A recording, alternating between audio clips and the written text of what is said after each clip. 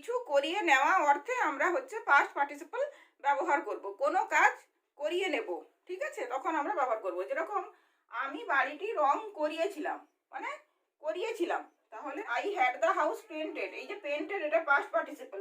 আমি তোমাকে পুলিশ দিয়ে ফাটকে পুরব।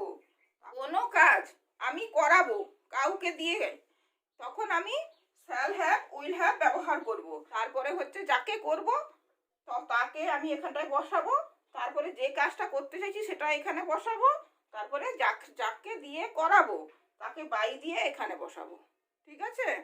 যেরকম আমি তোমাকে লকআপে ভরবো কারোর সাহায্যে, মানে করব, তাহলে আমি এখানে ব্যবহার করব আই উইল হ্যাভ ইউ। আমি তোমাকে করব লক আপ। কাকে দিয়ে? না, পুলিশকে দিয়ে। এরকম সেন্টেন্সগুলো ব্যবহার করার জন্য লকড আপ আমরা এখানে পাস্ট পার্টিসিপল ব্যবহার করব। Watching for more videos, like, share.